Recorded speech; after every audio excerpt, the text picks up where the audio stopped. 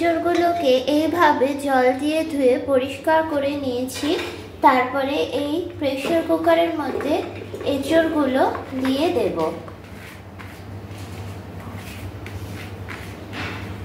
সব বীজ টিজগুলো সবই দেবে, এটাও খেতে ভালো লাগে। এরপরে দেব আমি 1 চামচ মতো নুন। তোমরা তোমাদের পরিমাণ মতো হলুদ দিলাম, তোমরা তোমাদের পরিমাণ মতো দেবে। এরপরে দেব 1 চামচ মতো নুন, আর একটু নুন লাগবে, বুঝে দেবে তোমরা। তো আমি এখানে 2 চামচ মতো নুন দিলাম, নুনের চামচে। এরপরে আমি দিয়ে দেব জল। এখানে এই 1 লিটার মতো আমি জল দিয়ে দিচ্ছি। এই জলটা সিটি দেওয়ার পরে আমি ফেলে দেব। তো আমার মনে হচ্ছে এটাতে আর 1 চামচ নুন লাগতে পারে, তো এই জন্য আর 1 চামচ আমি নুন দিয়ে দিলাম। আর একটুখানি তেল দেব। তেল এটা কাটার সময় মাখানোই ছিল, এরপরে আবার একটু তেল দেব। তো এইটাকে দিয়ে আমি প্রেসার কুকারের এর মধ্যে ঢাকা বন্ধ করে সিটি দিয়ে নেব 4টে থেকে 5টা মতো। মোচাগুলো দেখো সিদ্ধ হয়ে গেছে। মোচা করার জন্য আমি নিয়ে নিয়েছি আলু, টমেটো, রসুন একটা কেটে নিয়েছি, আদা আর নিয়েছি পেঁয়াজ। আদাটা আমি ঘষে নেব। তো আমি এই ফ্লেমটা জ্বালিয়ে দিলাম। তারপরে পরিমাণ মতো তেল গরম করতে দিয়ে দেব। তেল গরম হয়ে গেছে, এবারে আমি এই আলুগুলোকে ভেজে নেব।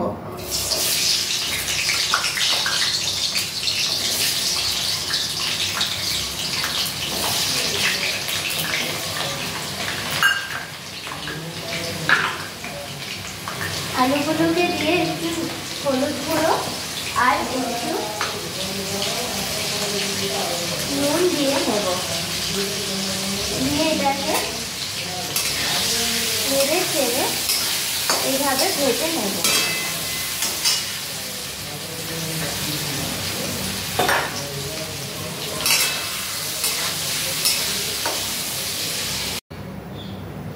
এই আলুটা আমার ভাজা হয়ে গেছে, তো আলুটা আমি তুলে নিয়েছি। এরপরে আমি দিয়ে দেব এই রসুনগুলো।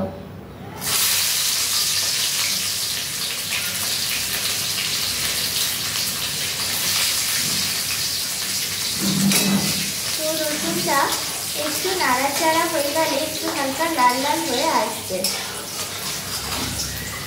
তো লাল লাল হয়ে আসার পরে আমি এর মধ্যে আদাটা দিয়ে দেব।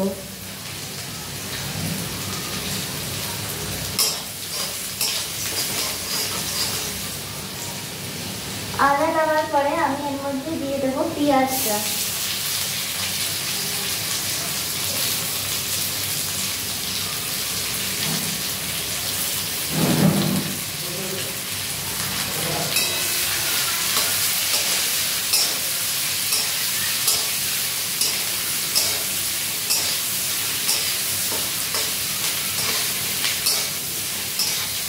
পেঁয়াজটা এবারে ভেজে নরম করে নেব। পেঁয়াজ দেখো আমার মোটামুটি হালকা লাল লাল হয়ে আসার পরে আমি এখানে দিয়ে দেব টমেটো, আর এইখানে একটা কাঁচা লঙ্কা চিড়ে দিচ্ছি। আর আমার বাড়িতে বাচ্চা আছে বলে 2 গোটা কাঁচা লঙ্কা আমি দিলাম। দিয়ে এই টমেটোটা যতক্ষণ না সফট হবে আমি এটাকে নেড়ে চেড়ে আর একটু ভেজে নেব। এরপরে আলুটাও দিয়ে দিচ্ছি। আলুটা এখন দিলে আলুটা আরও সফট হয়ে যাবে। এইভাবে আরও কিছুক্ষণ আমি নেড়ে চেড়ে ভেজে নেব। তো দেখো টমেটোটা একদম গলে গেছে আর আলুটাও অনেকটা সিদ্ধ হয়ে গেছে।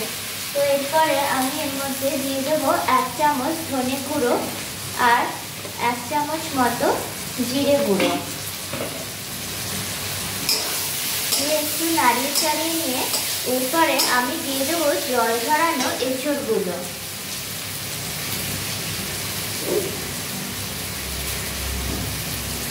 তো আমি এখানে পুরো জল ঝারিয়ে নিচ্ছি। এবারে এঁচড়গুলো এখানে দিয়ে দেব।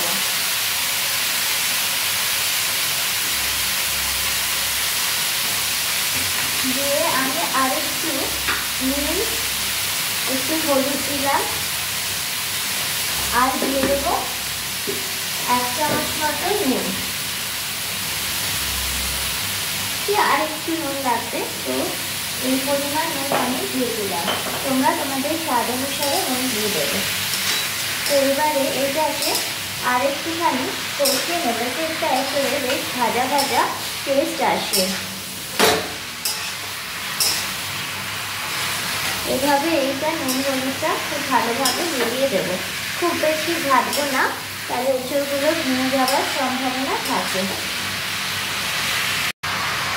তো দেখো আমি এইভাবে এইটাকে একটু হালকা নাড়াচাড়া করে একটু ভাজা ভাজা টেস্ট করে নেব। তো এটা নাড়িয়ে চাড়িয়ে নিয়ে আমি এখন এটার মধ্যে 1 বাটি মতো জল দিয়ে দেব। যতটা ঝোল করতে লাগে তোমরা তোমাদের পরিমাণ মতো বুঝে জল দিয়ে দেবে।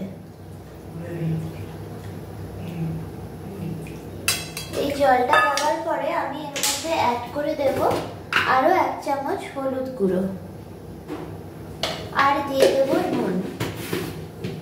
নুন তোমরা তোমাদের পরিমাণ মতো বুঝে দেবে। তো আমি এখানে 2 চামচ মতো নুন অ্যাড করে দিলাম। এরপরে এটাকে একটু মিশিয়ে দিয়ে নেড়ে চেড়ে আমি এটা ঢাকা দিয়ে দেব। এটা যেহেতু অনেকটা আমি নাড়িয়ে চেড়ে নিলাম, তো 15 মিনিট মতো ঢাকা দিলেই 15 মিনিট হয়ে গেছে। এবারে আমি খুলে দেখব কেমন হলো।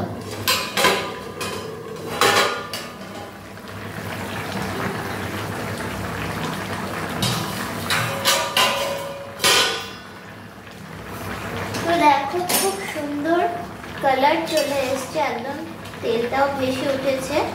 আর আলুগুলো দেখবো খুবই সফট হয়ে গেছে। আশা করি একটা আলু তুলে আমরা এভাবে কেটে চেক করে দেখতে হবে।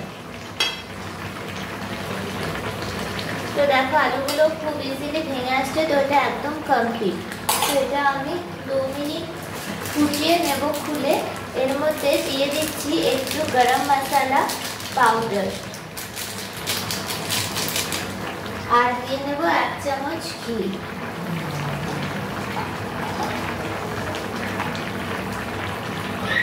এক চামচ মতো ঘি, এতে টেস্টটা আরো সুন্দর খুলবে।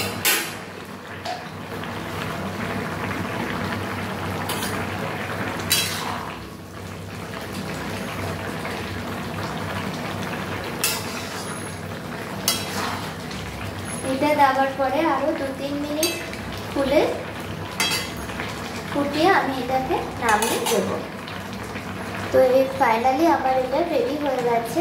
খুবই ভালো হয় এরকম ভাবে রান্না করলে।